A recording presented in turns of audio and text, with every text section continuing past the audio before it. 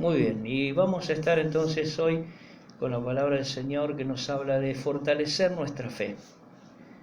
Si nosotros tomamos la palabra del Señor tal cual está escrita, el Señor dijo, o el apóstol Pablo a través del Espíritu Santo, a cada uno se le ha dado la medida de fe. O sea, no es que el Señor no nos dio la fe necesaria para que nosotros podamos creer o enfrentar las distintas circunstancias, sino que a veces no usamos toda esa medida. Hay un pasaje bíblico que dice que se nos dio la fe como la de los apóstoles, como para que todo lo que ellos pudieron hacer a través de justamente su fe y su unción, podamos hacerlo nosotros. Por eso también el Señor Jesucristo dijo cosas aún mayores que esta, o sea que las que Él había podido hacer en 3 años, ustedes veréis y haréis. Y después nos habla también de que no habrá cosa mortífera que pueda hacernos daño, y que tenemos poder sobre el enemigo, y que la iglesia va a prevalecer. O sea, hay un montón de versículos, promesas y escritos de la Biblia que nos señalan que la fe junto con la unción son imbatibles. Sin embargo, ¿qué es lo que pasa cuando estamos en prueba? ¿Por qué parece que no nos alcanza la fe para poder creer que se puede? Bueno, quizás está justamente ahí. Si vos a una comida, en vez de echar el puñadito de sal que acostumbrás, le ponés la mitad, te vas a dar cuenta. Cuando la comas va a estar desabrida. Faltó una medida más. Si te vas a comprar ropa y tu talle es XXL y compras XXL, posiblemente te des cuenta de que la medida no es la que encaja a tu cuerpo. Con la fe pasa lo mismo. Necesitamos tener la fe necesaria para cada circunstancia. A veces hay cosas pequeñas que creemos que no hace falta ni creerlas porque van a suceder fácilmente, u otras que parecen complicadas y que nosotros la vemos tan difícil que nos cuesta creer que Dios pueda hacerlo. Ahí está el error. El enfoque de nuestra fe es donde nosotros nos equivocamos. Ni en lo poco, ni en lo mucho. Alguien que ha aceptado a Cristo en su corazón, lo tiene como su sanador, su libertador, puede mandarse solo, como se dice por ahí. Los cristianos tenemos que aprender a vivir y a depender por fe del Señor. Entonces, en lo pequeño diremos, Señor, yo sé que me acompañas en esto, que parece sencillo, pero saldrá mejor si estás conmigo. Y en la dificultad, Señor, esto me parece una gran piedra, un camino difícil, pero también estás conmigo y entonces lo voy a poder superar. Si nos vamos al libro de Judas, o a la carta de Judas para ser más preciso, que está ahí cerquita de Apocalipsis, que apenas ocupa una hoja, y dice Judas en el único capítulo que hay, entre los versos 20 y 23, pero vosotros, amados, edificados sobre vuestra santísima fe, orando en el Espíritu Santo y conservándose en el amor de Dios, esperando la misericordia de nuestro Señor Jesucristo para vida eterna.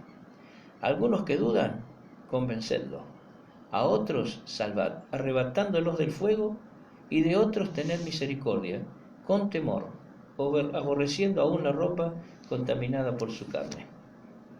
A veces nos parece que los tiempos difíciles son los nuestros nada más, pero cuando escuchamos una descripción como esta sobre las personas que dudan, sobre las personas que tienen temor, o sobre las personas que aún hay que aborrecer su carne, pero por misericordia amarlo.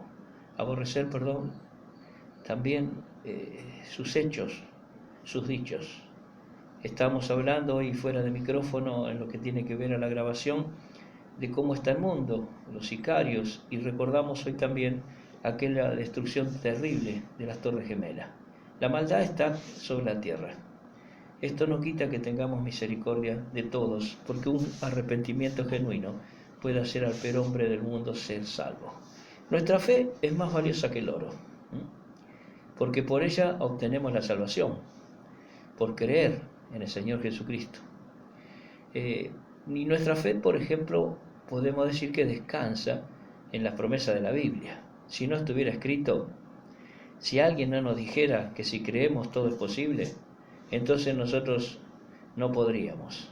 Y también, amén de las promesas bíblicas, también nuestra fe está fundada en el poder de Dios. Aquellos discípulos que habían estado viendo al Maestro hacer tantos milagros y a los que les fue dicho que ellos también lo iban a lograr, recibieron poder cuando descendió sobre ellos el Espíritu Santo. Y ese fue el gran secreto, de que su fe se viera en hechos. El poder del Señor estaba sobre sus vidas. Y en tiempos difíciles como los que estamos viviendo hay que afianzar nuestra fe. Ya no podemos dejar la fe de lado. Total, tengo a Dios conmigo y Él me va a mostrar. Para que todo lo que necesitamos acontezca, tenemos que estar firmes en la fe. Por tanto, es importante que afiancemos esa fe para poder mantenernos firmes contra la acechanza del mundo, que a veces no es que viene como una horquilla, disfrazado, todo colorado, que nos asusta.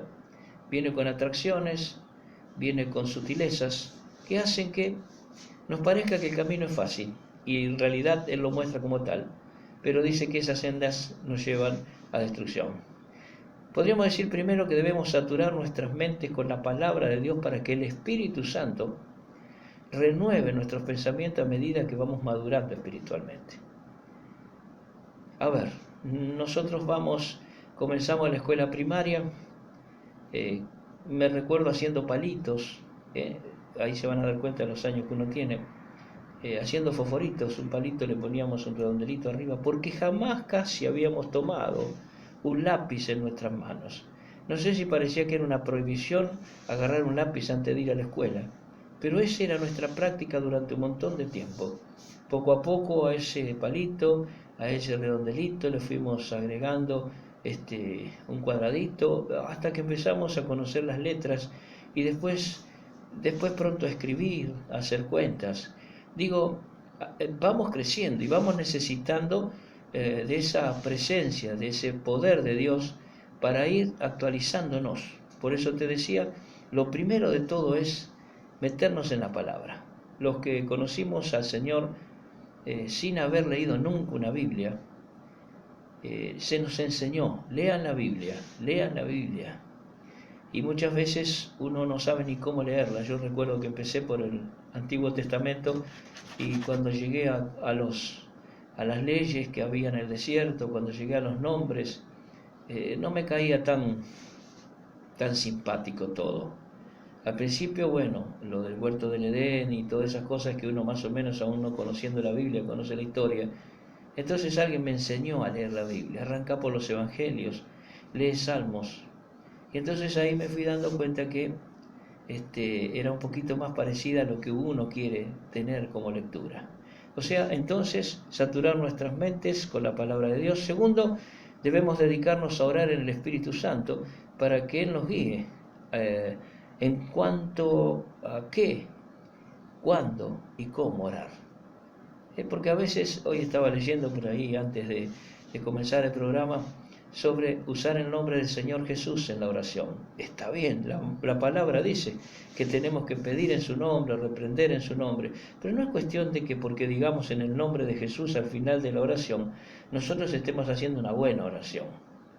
Podemos estar pidiendo algo que no nos sirve, podemos estar pidiendo algo que no nos va a servir con el tiempo, o por ahí nada más estamos pidiendo para nuestras pretensiones, intereses o pasiones.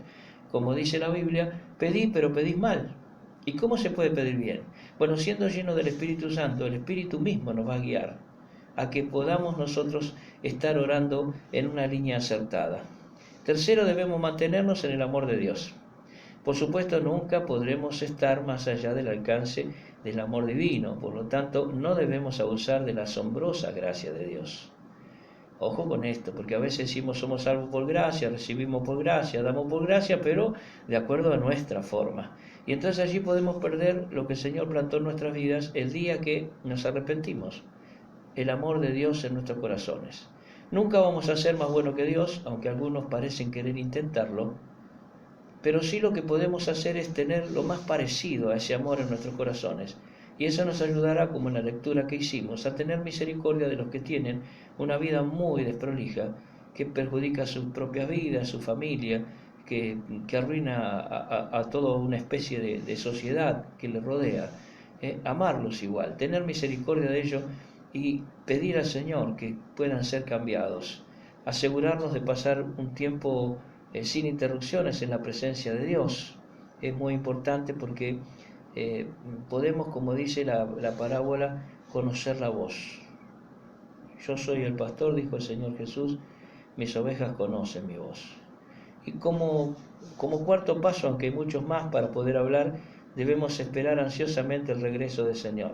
Si no tenemos una meta, si no tenemos trazada una mirada hacia adelante, entonces todo lo demás será en vano, porque en nuestra lucha vamos a decir, ¿y para qué todo esto?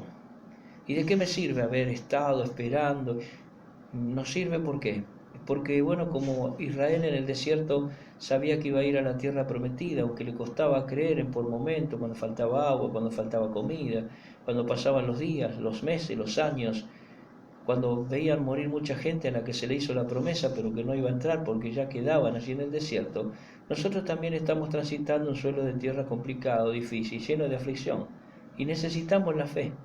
¿Fe en qué? En creer que Jesús prometió que va a volver a buscarnos. Si Él no viene antes de nuestra partida, la promesa es que los muertos en Cristo se levantarán primero.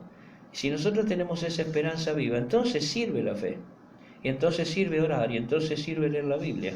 Entonces nuestra convicción, nuestra certeza, nuestra seguridad debe estar puesta en la raya final, en el final de nuestra carrera, en el final de nuestros tiempos, de poder llegar y poder decir como Pablo, he peleado la buena batalla, he ganado la fe. Ahora me espera una corona.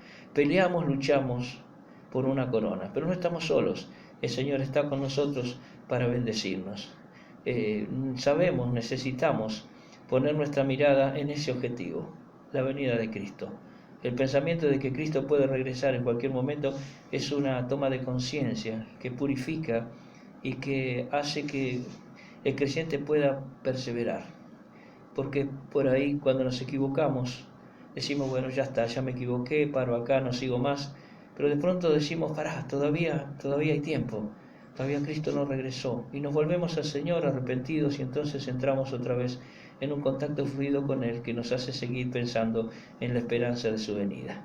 Hay muchas cosas que podemos lograr con fe, que el oro no puede lograr. Vale la pena fortalecer esa fe cada día, porque no existe una fórmula mágica para el crecimiento espiritual. Pero estos sencillos pasos que hemos compartido en este día y que pudimos leer allí en Judas, pueden servir como una guía cuando nos esforzamos por proteger nuestra fe de las trampas del mundo.